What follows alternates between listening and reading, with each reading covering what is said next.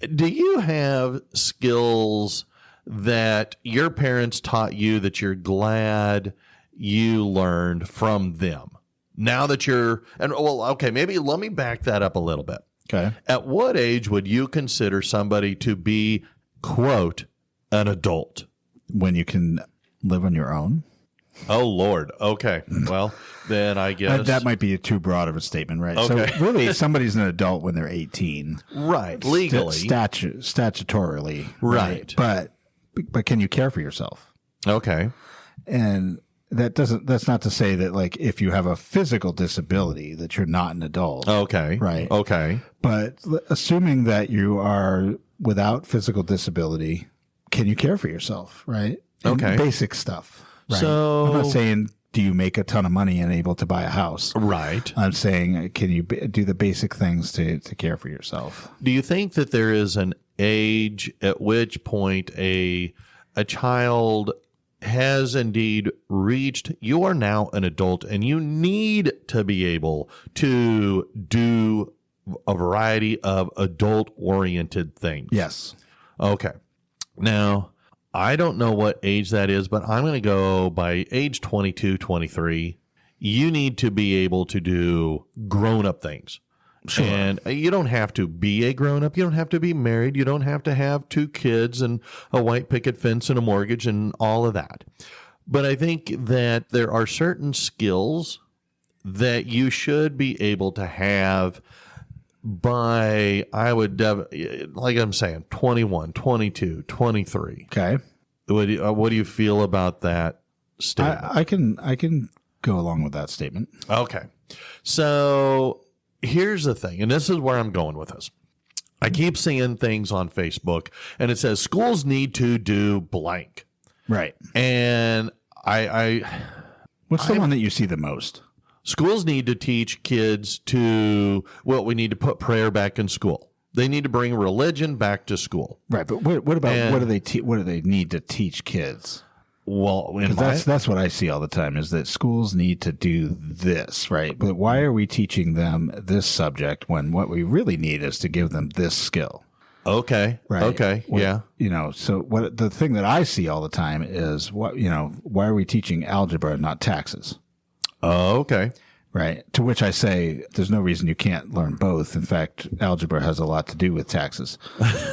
Yes. But the reality is what they're getting at is why don't we teach kids how to do their taxes? And I don't know how much people pay attention. We both have been government teachers now and in the past. And the reality is, and I also teach economics, so the reality is that the tax law changes every year. It does. So, and also there's lots of services that are free for doing taxes. So why would I teach something that as soon as I've taught it is going to be different? And obsolete, yeah. And obsolete. I mean, it's not like the old days when we were, just out of high school, you get that 1040 EZ form. Exactly. And it's just different. It's every year that I do it, there's something different. Sure. So, like what am I, if I teach them how to do taxes as an 11th grader or a 12th grader, by the time they go to do their taxes in 1 to 2 to 4 years, when they have to finally do their own, because that's the reality. Yes. Then it's going to be useless because it's entirely different.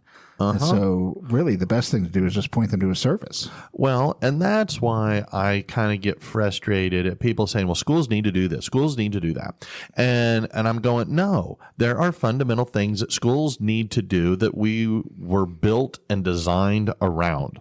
Right. And a lot of times the things that I keep seeing are, no, these are things that moms and dads need to actually do raising your children. Yes. And so I compiled, well, I didn't compile. I shouldn't say that. I found an article because I went off on a tangent, went down the rabbit hole, maybe a little more than I should have. And I found an article by a gentleman by the name of Travis Campbell. And he was talking about things that skills that people need to have. And I'm going, amen, brother, on this. Sure. And so as I read through what he shared or put together his list, I'm going, I would have probably put together the exact same list. of things that people need to be able to do. And as I scan this list, I keep thinking, holy cow, how many adults struggle with this? And how many times, if we struggle with these issues, does that complicate our life in ways that it shouldn't?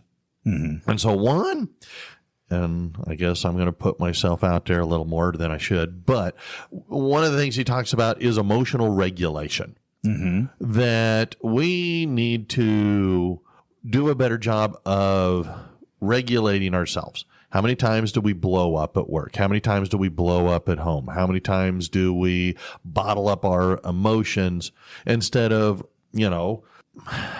okay, and I'm working on this myself. Take a pause, breathe deep a few times, calm myself down, let my left brain take over, and allow logic to develop a response rather than my right brain's, emotional basic response, fight or flight thing kick in. Right. But I look at how many kids that have come through our classroom, how many adults or how many people we've worked with that struggle with that basic fundamental skill of emotional regulation. Yeah. I mean, because we're not talking about suppressing your feelings. It's just a way to recognize and don't allow our emotions to, as my dad would say, don't allow your alligator mouth to override your canary tail end. Sure. I think that the issue there from my perspective is anytime that I've gotten emotional like that, the reflection later is more like I lost it not because of what the other person did or said. I lost it because it takes the focus off of me in some way. Ooh. Right. Okay. And so I don't have to deal with me. Right. So if I'm going to get mad at my situation at work or at my boss or whatever, it just takes the focus off of me and whatever my shortcomings might be and puts it on them. Okay. From my perspective. Now, if you do that publicly, I mean, you just look like an idiot. Yeah. Okay. Right. But it's just taking it off of me and putting it onto something else. And that's a coping mechanism, right? So instead of me having to deal with me, I can just focus on, it's them that's the problem, right? The blame game has been going on forever, right? If you believe in Judaism or Christianity, it started at in the garden. Yes. And, the blame takes place right away. Yes, I didn't eat the apple the snake made me. No, I'm totally with you. And that's, if we can, the better we can recognize these emotions as they're happening and be able to express them a little more calmly, what a game changer that can be. Yeah. So emotional regulation. And like I say, another one on this list, and holy cow, Eric's mother definitely never had this. And that is having a level of financial literacy, being able to understand money, budget money, save money, invest money, not live in constant debt. And I think that most people agree with this. And that's why they say things like teach the kids how to do their taxes. When that's really not what they need. What they need is how to do a budget. Sure. Right. Which we teach them. Yes. Right. I mean, I teach economics and we talk about budgets and we do budgets and we do government budgets and we do personal budgets and we do all these things and every state that I've taught in, well, the 2 states that I've taught in have all required a financial literacy course. So to some extent, right? At least elements of it.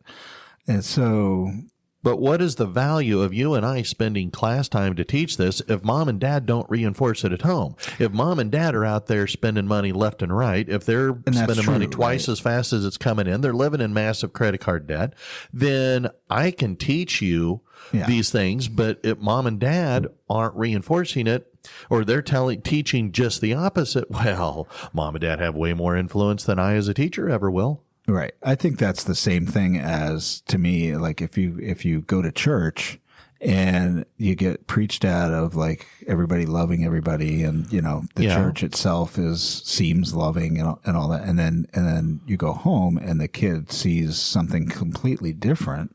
You've destroyed whatever they learned in that previous environment. And so it's the same thing, right? Like you have to learn it yourself. Yes. And practice it and help them learn it. I took part as part of my graduate program last month in a discussion with a gentleman who is a counsel, right? Legal counsel. Okay. Lawyer for a school district in Texas.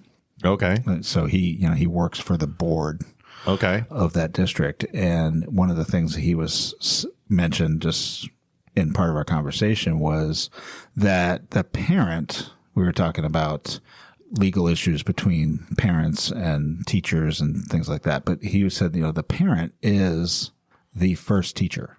Yes. And that kind of stuck with me. And I've always believed that, but just to hear it again, like from a legal counsel of a school district to say the parent is the first teacher. Mm-hmm. We're just augmenting with, more technical things, more deeper content things, practice, those kinds of things that you would do in school. But the parent needs to be that first teacher, right? And so much of how that child turns out and what they do and have learned in school stems from what happens at home. And that is something, here's what I have come to better understand is that mom and dad are teaching whether they intend to, mean to, plan to, want to, but they are teaching.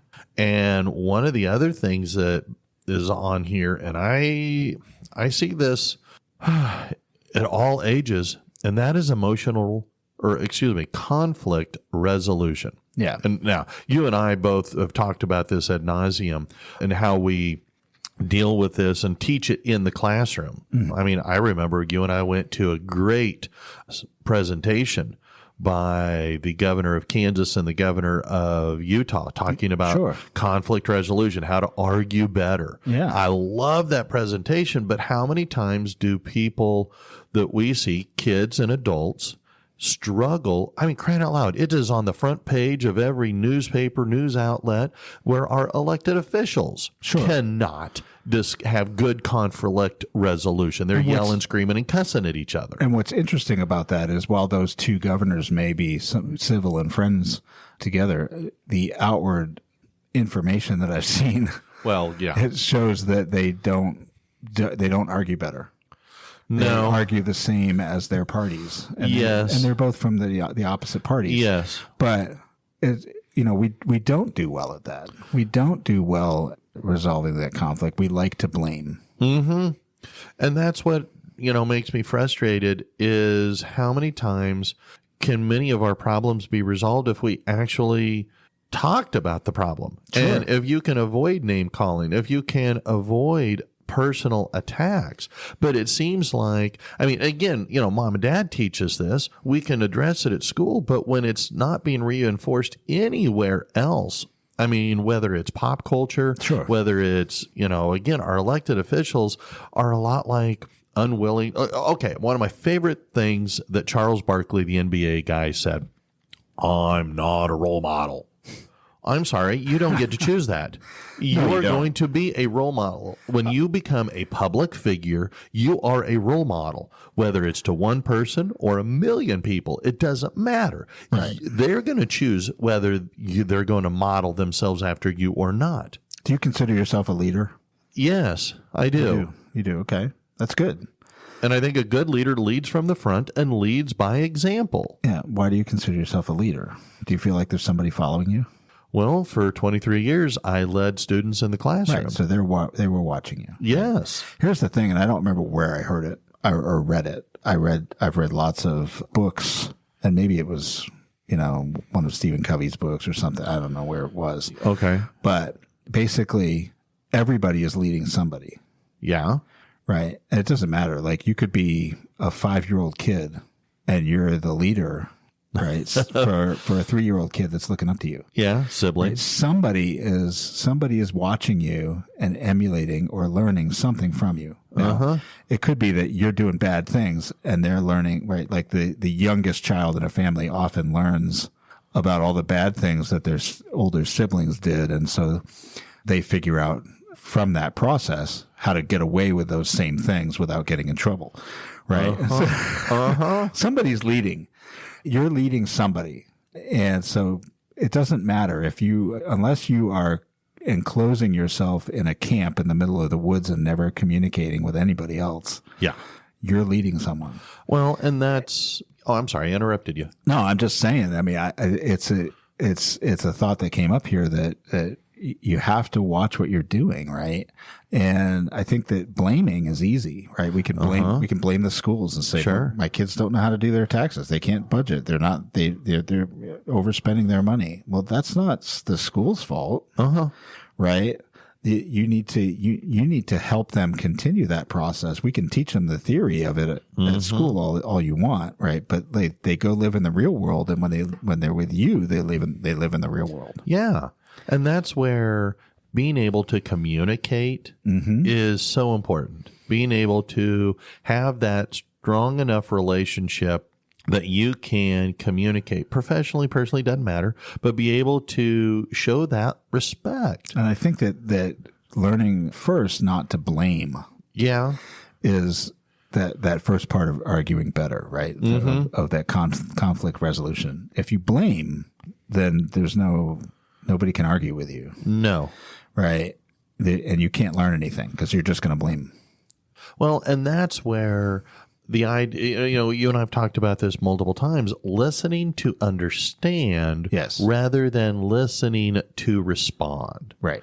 And when that helps us not only have better communication with the people around us, but it helps us resolve conflicts. If I understand why you're angry, then I can go, oh, okay, I know that you're angry because I loaded the dishwasher wrong. Sure.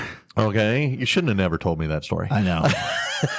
I know. I regret it every day. But anyway, it's again, I can respond better when I know where you are coming from.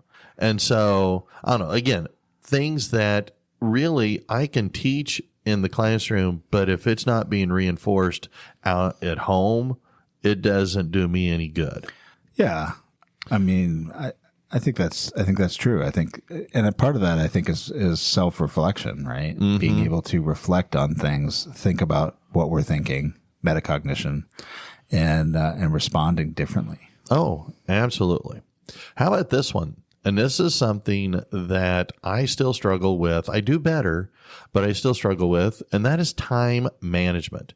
Budgeting my time, using my time correctly, not overbooking or overscheduling things for myself. Yeah, I this has been my entire past year.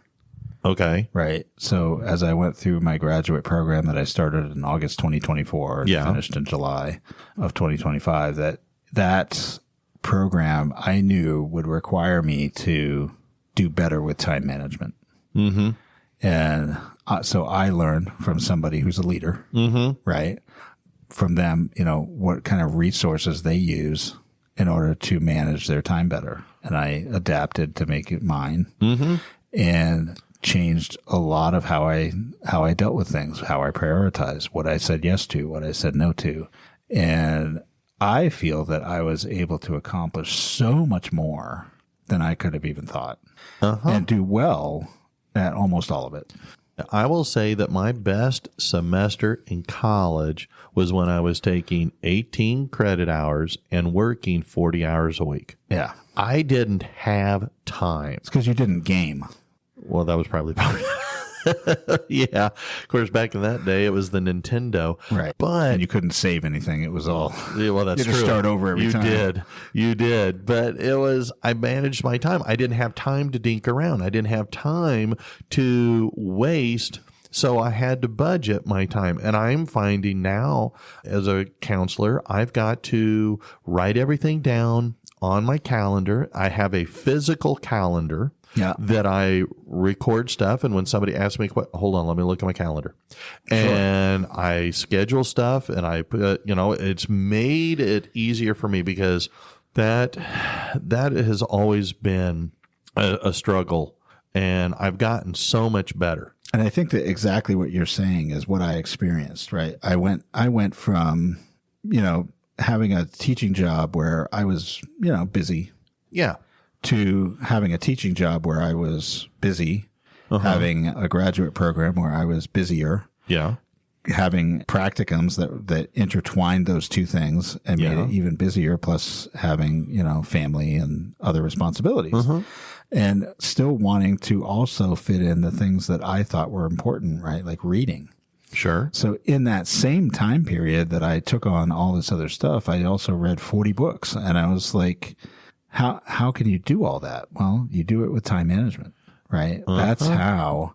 And I'm sure that we could teach a master class on time management or attend one. Sure. It's probably the better thing, because I'm not the one to teach it, but you got to learn it for yourself, and you got to do the things, and you can do so much more. I feel like I do more and have had more and better experiences in that time period than many years before that.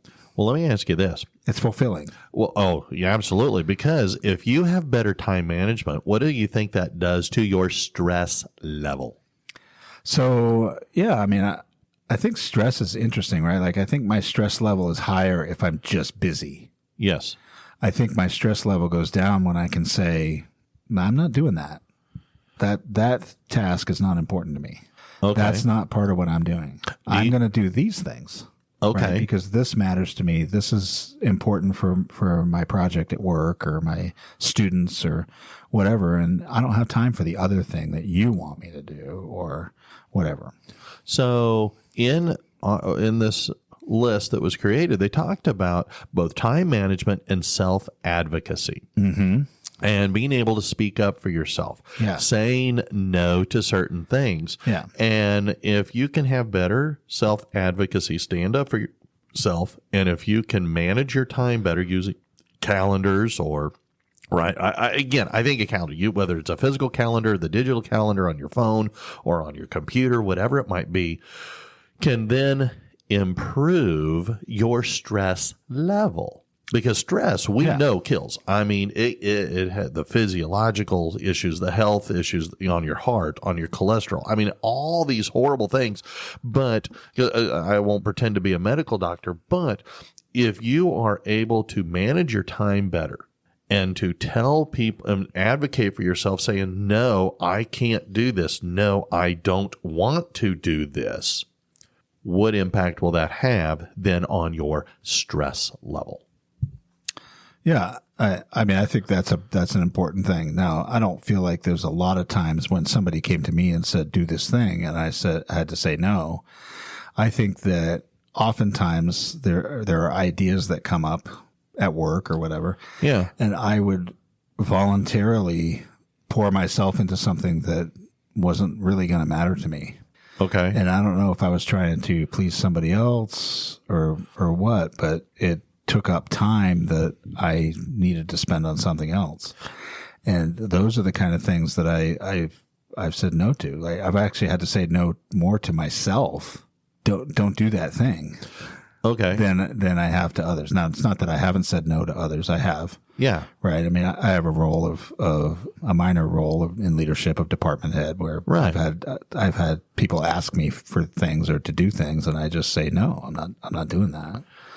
But how much of that does that come from your ability to advocate for yourself? If you don't have that skill, then you're going to say, yeah, oh, sure, I can do that. Oh, yeah, sure, I can do that. Oh, sure, I'll be here. Oh, sure. Oh, you know what? Not a problem. You can count on me. And the next thing you know, you're overbooked. Your time management has gone right out the window. And as a result, your stress level does what? Is that a skill, though, or is that more of a confidence and, having something to do with not requiring affirmation in that moment? That's a good question. Is it a skill to say no, or is it more of an emotional thing where I don't feel, I mean, I care about you. I just don't feel that I need to do that. And if you decide that you have an issue with me because of that, That's a you issue, that's not a you me. issue. And yeah. and I'm good with that. And I think a lot of people struggle with that, right? I think that there's a struggle of, I need to please you. Like there's a lot of people who are people pleasers. Oh, Right? yeah. So the skill, I guess, is to be not a people pleaser. Well, More- you can be a people pleaser, but when you try to please all the people all the time, Yeah, that's then you're pulled in a dozen different directions, and we're not Stretch Armstrong, where you can be pulled and pulled and pulled and never Right. break. And like I said, I think the more you pull in many different or pulled in multiple directions, that increases your stress level, your anxiety level. You then have a harder time communicating. And I think just being able to say no, being able to say, look, I would love to, but I'm already doing this, this, this, and this. I don't have the time to squeeze you in to do the level of quality work you want me to do on Right. this assignment, this project, whatever it might be. I feel like for a lot of people this has to do with age, right? I feel like there's a point 50, 60, whatever it Well, might be. okay. Where some people are just like, life is limited, and I ain't got time to spend on that. But did you learn that? And like I say, one of my best friends growing up, he tried to be everything to everybody. Yeah. And I applauded him, but in the process of trying to be everything to everybody and telling everyone yes, he did a piss poor job at so many of those things that it created a lot more problems because the expectation was, oh, well, you do this level, this quality Right. of work. Well, when you're not able to devote the time, then you're not able to produce the quality of work people come to expect. Well, and that's where you just need to be careful about how much you commit to, right? Because if I commit to doing something, if I say I'm going to do it, then the other person is going to have an expectation that I do it and do it well. And so when I don't, because I'm stressed out because I've accepted too many responsibilities, they're just going to look at me poorly. And that's why I say if you can manage your time better with your ability, combined with your ability to just say no sometimes. Yeah. I mean, I think this Then- is a massive key to success in relationships and just personal achievements and hobbies and whatever. I mean, you have to put things into that kind of schedule. And that brings me to another item brought on this list was your ability to create and build relationships, to network with people. I mean, Sherry says all the time, you know so many people. You are such a people person. You everywhere you go, you're friendly, you're polite. People talk Sherry to and you. Eileen been talking because this is the same conversation that we have, right? Yes. It just seems to be so easy for me, and I don't necessarily think that, but I guess if I reflect on it, it just happened. My daughter said it to me the other day. I was talking about something in the town where I work, right? And I pointed out a building, and I said, "This is going to be that." And she said, Yeah. "How do you know?" And I said, "Well, the mayor told me." Yeah. She said, "Well, how do you know the mayor?" She's like, "How do you know these people?" You thank you. So, Yes. and I know the mayor because of you. Well, yeah. But it's just, you reflect on that, and I think, I have come to at least know of or meet a lot of people. I'm not saying I'm friends with them, but, you put yourself out there And to do those that's things. And that's a tough thing for people as well, right? it is. It makes you vulnerable to something. You could either be liked or disliked. Well, and that's kind of, again, whether I go to this ability to build relationships. If you are an isolationist, it is super hard to get along with others. And we all are. We're all after that individualism. And yes, but I don't know. In the job that we do, most every job, now it requires, you got to work with people, and you can't just be a loner. Mm-hmm. And especially in my humble opinion, if you want to be successful, then you need to be able to network enough to be able to Yeah. communicate and develop. I mean, you don't have to be best pals and hang out on the weekends. Sure. And, you know, This all makes of me that. think of that word, that phrase that a lot of people say about, oh, you know, I respect him. He was a self-made man, or he's a self-made person, or he's a self-made business person, or whatever. There's no such thing as self-made, right? Yeah. Everybody is standing on the back of somebody else and has required assistance in some way from other people. And so we are relational beings. Nobody did it on their own. They just didn't. As I go through and as I reflected on this, I go, you know what? All these skills that I have, and I feel like I can do most of these, are because of how I was raised. Yeah. My parents were these things. They demonstrated these things time and time again. They taught us how to have better conflict resolution. They Sure. talked to us and taught us how to advocate for ourselves a little better, to manage our time, to have some basic financial literacy, to be able to regulate our emotions.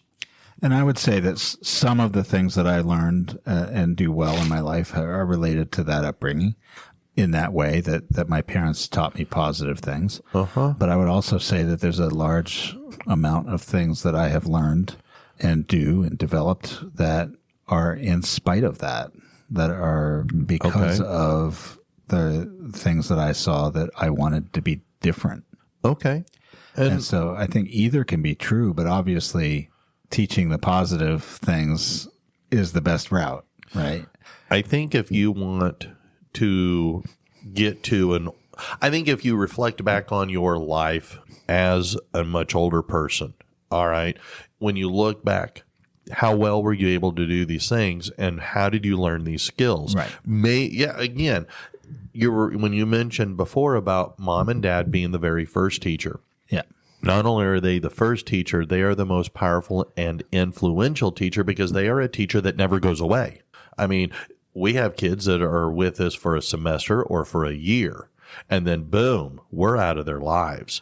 Right. Mom and dad are in their lives for years, decades. Here's the thing. The things that I learned and developed and do well because it's in spite of something I saw in childhood, I wish that I had learned it earlier.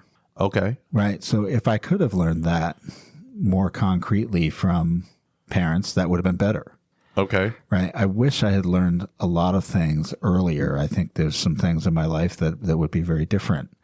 I'm not saying I regret so much as just that I think there's some things that could have been better. Right. I would want to learn those things earlier. And as a result, I tried to teach my kids those things earlier. Yes. So, yeah, I mean, I just think it's very important to get these things down. Well, it's tough to be an adult, but I think you can be a much more successful adult the younger and quicker and more effectively you can learn some of these fundamental skills. Yeah. So don't depend on the schools to do it.